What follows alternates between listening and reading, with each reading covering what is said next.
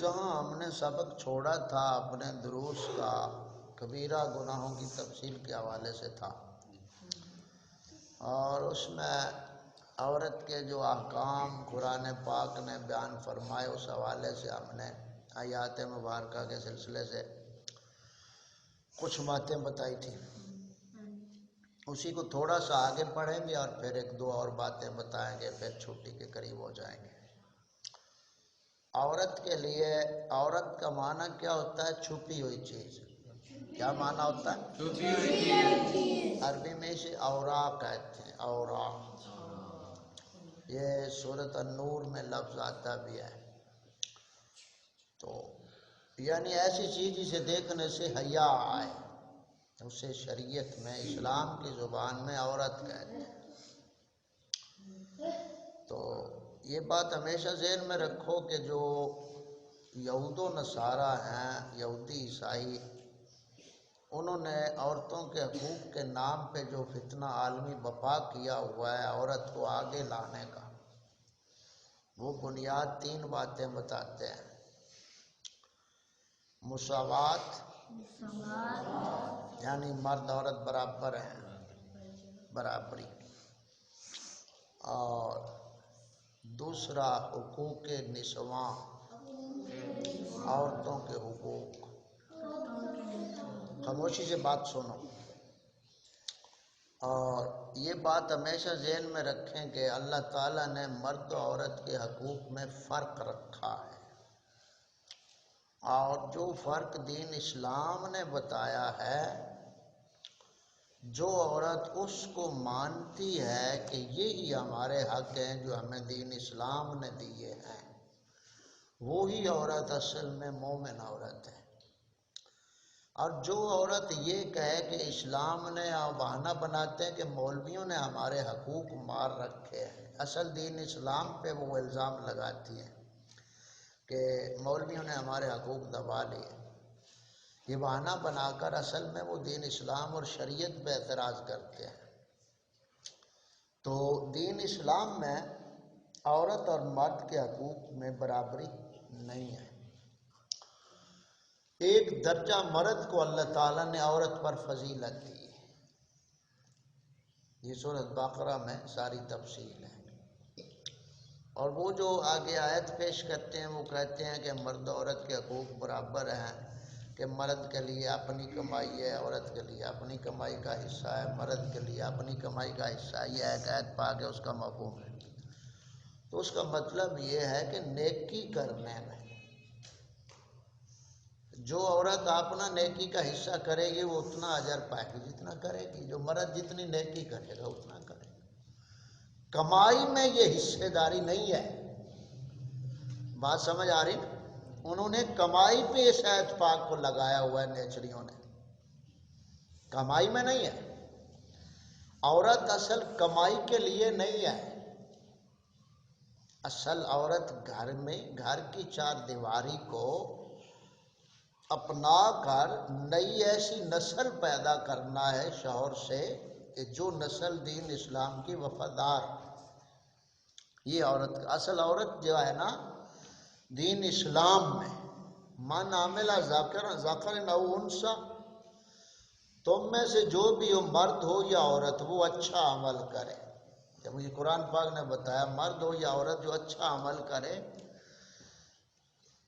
تو ان کی اگلی زندگی جو ہے آخرت والی وہ ہم اس سے بہتر اور پاکیزہ بنا دیں گے.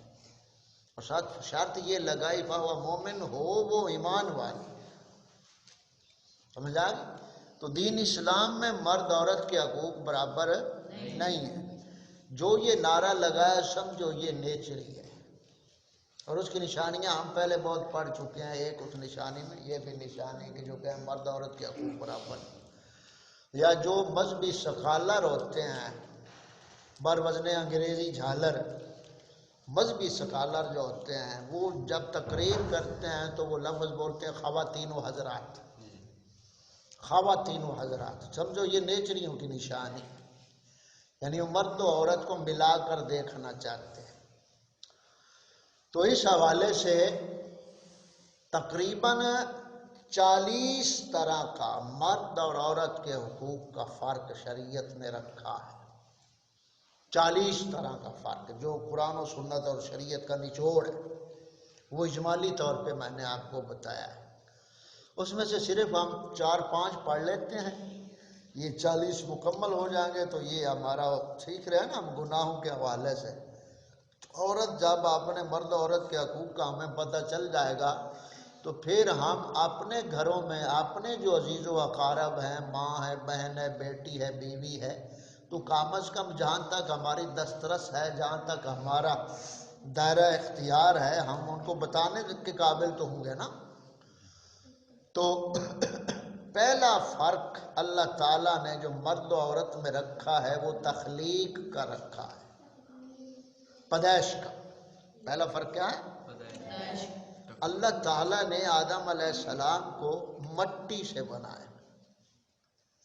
رب قادر تھا کہ اماں ہوا کو بھی مٹی سے بنا دیتا، لیکن اماں ہوا کو مٹی سے نہیں بنایا، آدم علیہ السلام کی بائیں پسلی سے اسے تخلیق کیا. تو پہلا فرق تخلیق میں اللہ تعالیٰ نے رکھا ہے. سمجھ آ گئی؟ تو پہلا فرق کس میں؟ تخلیق میں. اگر برابری ہی رکھنا ہوتی مرد عورت میں تو جیسے مٹی سے آدم کو بنایا تھا ایسے اماں ہوا کو بھی مٹی سے بنا دیتا. رب تعالیٰ قادر تھا نا. تو پہلا فرق یہ رکھا اللہ تعالیٰ نے تخلیق کے حوالے سے مرد عورت میں. دوسرا فرق یہ رکھا کہ کوئی نبی رسول عورت اللہ تعالیٰ نہیں بنا کر بھیجی. سمجھ آئے؟ دوسرا فرق یہ ہے کہ کوئی عورت نبی یا رسول نہیں بھیجی اللہ تعالیٰ نے، اور نہ ہو سکتی ہے دین اسلام. اس کی وجہ کیا ہے کہ جو نبی ہوتا ہے اس کا کام ہوتا ہے تبلیغ کرنا، معاشرے میں جانا، مردوں کو دین بتانا، امت تک دین پہنچانا. تو اسلام نہیں چاہتا کہ عورت مردوں کو خطاب کرے. سمجھ آ گئی؟ تو یہ دوسرا فرق ہو گیا، یعنی کوئی عورت نبی اور رسول نہیں ہوئی.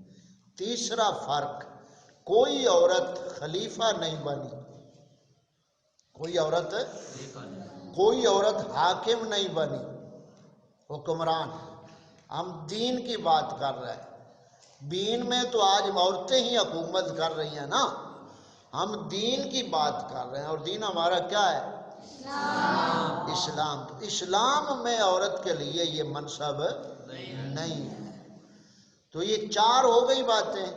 پہلا تخلیق میں فرق، دوسرا کوئی عورت نبی رسول نہیں، تیسرا کوئی عورت خلیفہ نہیں بنی، نہ بن سکتی ہے، اور چوتھا حاکم نہیں بن سکتی.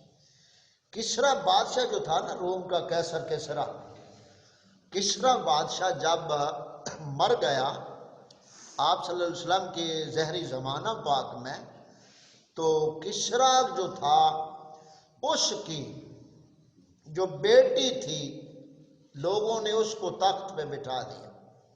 وہ بادشاہ بن گئی جو کسرا کی بیٹی تھی. اس وقت آپ صلی اللہ علیہ وسلم کی بارگاہ میں یہ مسئلہ پیش کیا گیا کہ یا رسول اللہ علیہ وسلم کسرا کی جگہ پہ اس کی بیٹی کو بادشاہ بنا دیا گیا. اس وقت ہمارے آقا صلی اللہ علیہ وسلم نے یہ ارشاد فرمایا تھا، یہ بخاری میں حدیث پاک ہے کہ وہ قوم کبھی فلاح نہیں پا سکتی جو حکمرانی عورت کے حوالے کر دے.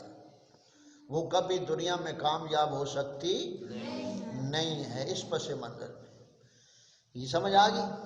تو عورت حاکم بن سکتی نہیں. 4 ہوگی باتیں. 5ویں بات یہ عورت پیر نہیں بن سکتی، یعنی عورت مرید نہیں کر سکتی. مرید آج تو مریدی پیری عورتوں کی چل رہی ہے نا، بہت کچھ چل رہا ہے. یہ ملا اور پیر اور ماسٹر کا فیض ہے سارا، جو ہر جگہ پہ عورت فیض دے رہی ہے نا، یہ راہبروں کا ہے دیا ہوا. تو یہ 5 فرق ہو گئے. آخر پہ یہی بات ہم آخری بات کرتے ہیں اس حوالے سے. کچھ نیچری لوگ دلیل دیں گے کہ ملکہ بلقیس بھی تو بادشاہ تھی نا، اتنی بڑی بادشاہی تو اس کی بادشاہ تھی، وہ صوبہ تھا، پورا صوبہ سبا اس کی، وہ حاکم تھی. یہ ملا دلیل دیں گے. اب ان سے پوچھو یہ بتاؤ کہ وہ جب حاکم تھی تب کافر تھی یا مسلمان؟ کافر تھی نا اس وقت. تو کافر تھی جب وہ حاکم تھی. یہی تو رب تعالیٰ بتانا چاہتا تھا کہ سلمان علیہ السلام کے ذریعے اس کو پیغام بھیجا، اس کا تخت آیا اور واقعہ سارا کہ تیرا کام تخت پہ بیٹھنا نہیں ہے، مسلمان ہو کر میری تابع دار ہو. تو تخت سے تو اتار دیا سلمان علیہ السلام نے اور اپنی بیوی بنا لی اور مسلمان ہو گئی. تو یہی اصل حکمت تھی. اب کوئی جو بدھو کہے کہ جی وہ بھی تو حاکم تھی نا، تو اسے پوچھو بھئی جب وہ تھی اب وہ کافر تھی اس وقت یا مسلمان تھی؟ کافر تھی نا. تو معلوم ہے کفر کی حالت ہو تو پھر عورت حاکم بن سکتی ہے، مسلمان ہو تو بن سکتی نہیں ہے. یہ بات سمجھ آئے؟ تو آخری بات اس پہ کہ رضیہ سلطانہ ایک عورت تاریخ میں ہوئی ہے جو بادشاہ بنی تھی. یہ مغلوں کے سلسلے دور میں سلطان تمش کی بیٹی تھی وہ رضیہ سلطانہ. اس کے اوپر یہ کجروں نے فلم بھی بنائی ہوئی ہے رضیہ سلطانہ، یہ انڈیا والوں نے. تو اب اس کو دلیل اس کی کیا بھی حیثیت ہے، ایک تاریخی حیثیت واقع کی. جہاں شریعت ہے وہاں اس عورت کی کیا حقوق، تو وہ کوئی قابل استدلال یا دلیل اس کی نہیں. تو یہ آج کی ہماری عورت مرد اور عورت کے حقوق کے حوالے سے جو فرق ہے یہ ہم نے 6 فرق تقریباً پڑھ لی. تو انشاءاللہ تعالی اللہ تعالیٰ نے چاہا تو اسی کو مزید آگے جو مرد و عورت کے حقوق کا فرق ہے اس کو ہم مزید آگے چلائیں.